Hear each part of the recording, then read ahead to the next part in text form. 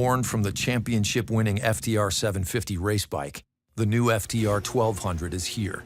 Flat track style and performance you can put in your garage.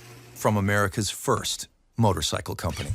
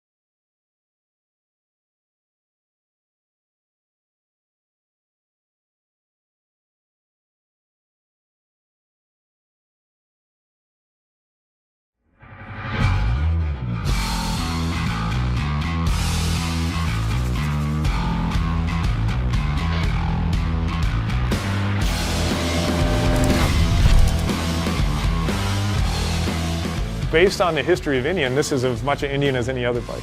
They were hugely innovative, and that's the standard we're going to live up to. And we did last year with the flat track team, and we're going to do it with this bike and with bikes going forward. To make sure that this bike was still aesthetically tied into the Indian brand DNA and heritage, it's easy to pull from the FTR 750, which I got to sculpt with modelers and sketch myself, and that just seamlessly led into what you see here. This is the first time that an American brand's built a truly competitive performance model. It's aggressive, it's powerful, it barks. We wanted to stay rooted in flat track racing, but make an amazing street bike that's great for day trips, for commuting, for anything you want to do with it. It has that character of an American V-twin.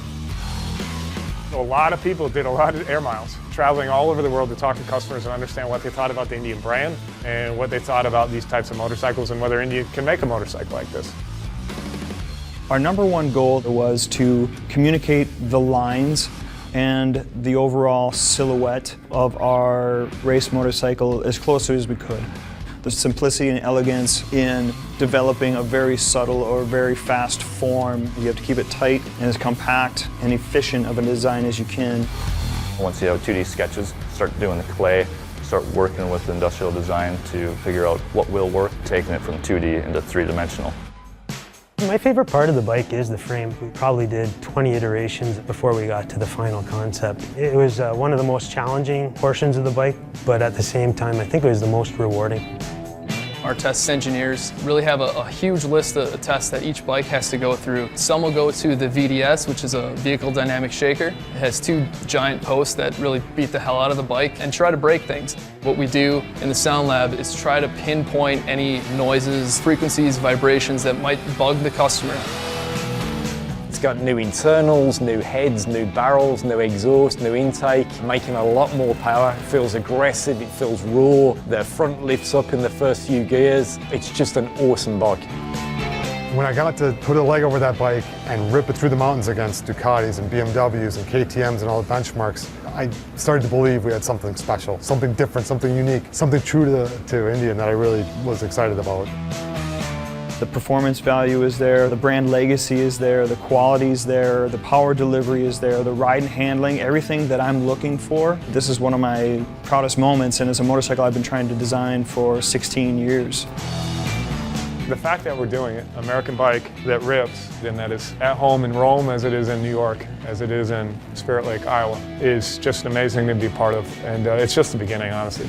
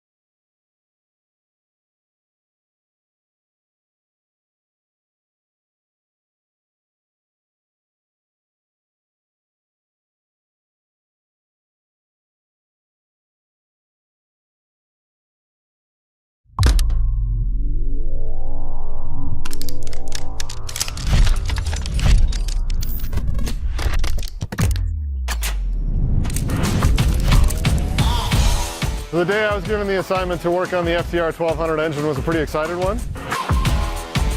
It's a very new segment for us, and it's clearly a new chapter in Indian's history. We've really bumped the power up on this thing. Real revvy and twist the throttle, it's there right now. Some of the big things that we spent a lot of time on was packaging as much performance we could in the space that we had allowed. The powertrain team worked heavily with the other members of the group towards to get the airbox volume we needed to meet our horsepower. We incorporated the intake manifolds into the cylinder heads, and we also changed over from a single bore throttle body up to a dual bore to increase the flow and performance of the engine. We increased the port flow on the cylinder heads, as well as took out a whole bunch of weight from the cylinder heads. And we also took a bunch of weight out of the valve covers by going to magnesium and redesigning them to a single piece. We increased the displacement. The FTR 1200 is running 1203 cc's. These are some new high-performance pistons for us with higher compression ratio. So the FTR 1200 engine makes the power a lot higher RPM. It's in the 120 horsepower range.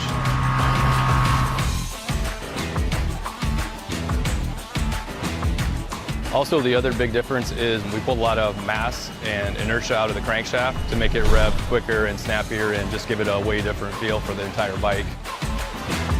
With the low inertia crank and the new cal and the higher rev limit, it's very snappy. It loves to lift that front tire in second gear, so it's been a blast to ride. And we're using the engine as a structural member of the entire motorcycle. So we've got a swing arm pivot through the rear of the crankcase, and then we're grabbing onto the front cylinder, so we're using that whole engine as part of the stiffening feature for the motorcycle. One of the nice things about the FTR 1200 is the flat torque curve. It's very linear, so it makes the power you need, and it also comes on whenever you want it. I really like the additional power and the peakier rev. It just feels really snappy and it's fun to ride.